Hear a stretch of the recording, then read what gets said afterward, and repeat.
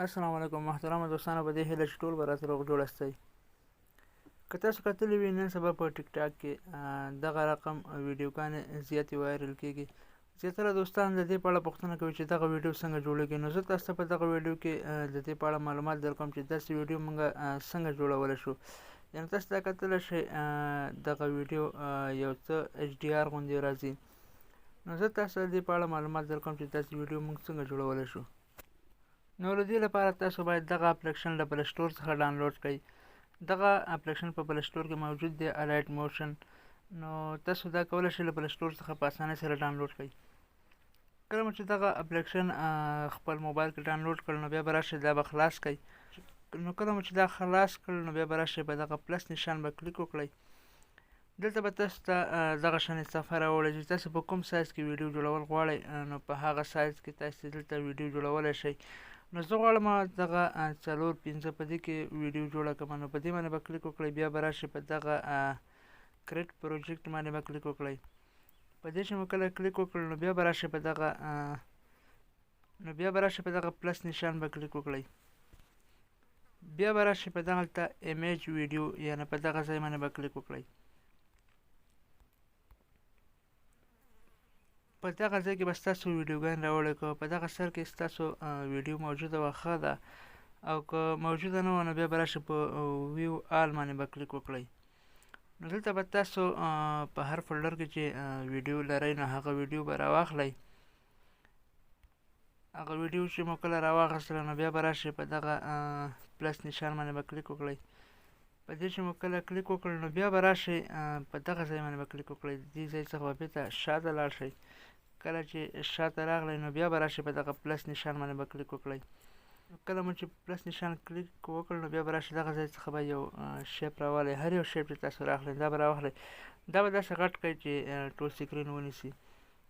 که چېرته تاسو غواړئ چې پوره ویډیو دغه شانتې کړئ نو بیا به ټول سکرین، او که غواړئ چې لږه لږه کوئ نو بیا به دا لږه اندازه کوئ. نو غواړم چې دا ټوله ویډیو جوړه کړم یعنې غټه جوړه کړم. نو له دې وروسته به راشئ په دغه ځای باندې به کلیک وکړئ، کلر فایل باندې.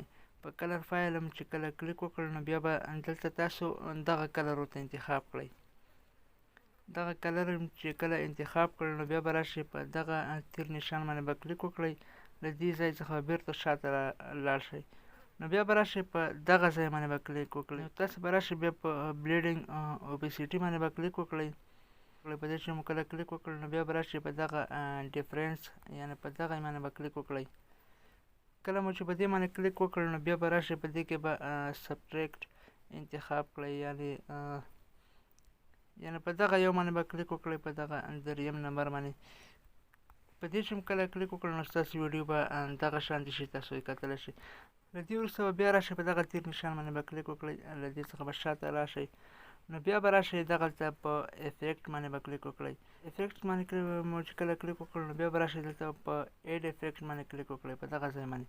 په دې چې مو کله کلیک وکړ نو بیا به تاسو دغه درې کوم افیکټونه چې دي دا به تاسو را ډاونلوډ کړئ. نو اول باید تاسو کاپي بیکګراوند ادر ته به راشئ، دغه ادر ته. نو په دې کې دغه کاپي بیکګراوند موجود دی، دا به ډاونلوډ کړئ. له دې وروسته به راشئ تاسو بلر ته. بلر چې مو کله پیدا کړل نو په دې کې به دغه فاست بوکس بلر دا یو به را ډاونلوډ کړئ.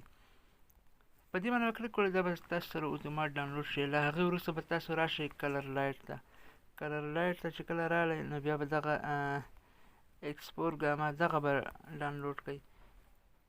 یعنې په دې چې کله تاسو کلیک کوئ نو دا تاسو سره اتومات ډاونلوډ کېږي. نو دغه دی ما له مخکې ډاونلوډ کړي دي. نو بیا به راشئ په افیکټ باندې به کلیک وکړئ. بیا به دغه کاپي بیکګراوند ووهئ. دا چې مو کله ووهو نو دا به دغه ځای ته راشئ. بیا به په دغه تیر نشان باندې کلیک وکړئ، بېرته به شاته لاړ شئ.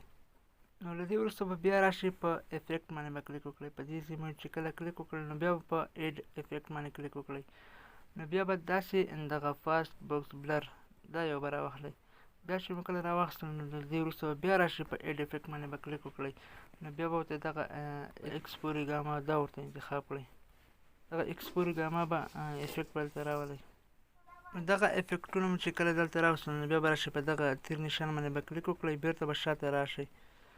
نو بیا به راشئ دلته به په افیکټ باندې کلیک وکړئ. په دې چې مو کله کلیک وکړ نو بیا به راشئ په دغه ایکسپوري ګاما باندې به کلیک وکړئ، یعنې دغه دریم نمبر چې کوم یو دی.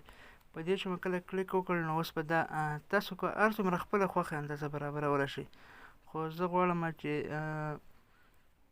منفي 50 کې زه برابر کړم، یعنې منفي 50 چې کومه تاسو چې هر څو راولئ خپله خوښه باندې. د منفي 50 دغه دوهم چې کوم یو دی ګاما، نو دا هم تاسو د خپله خوښې برابرولی شئ. نو زه غواړم 915 یا په دې اندازه کې پرېږدمه. دغه دریم چې کوم یو دی نو دا تاسو د خپله خوښې برابرولی شئ، دریم هر څومره چې په 2 او 3 کې هر څوک چې برابروئ. نو بیا به راشئ په دغه تیر نشان باندې به کلیک وکړئ، بېرته به شاته لاړ شئ. نو له دې وروسته به راشئ بیا په افیکټ باندې کلیک وکړئ.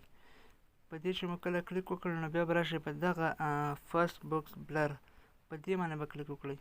په دې چې مو کله کلیک وکړ نو دا به تاسو د خپلې خوښې برابر کړئ، هر څومره چې برابروئ.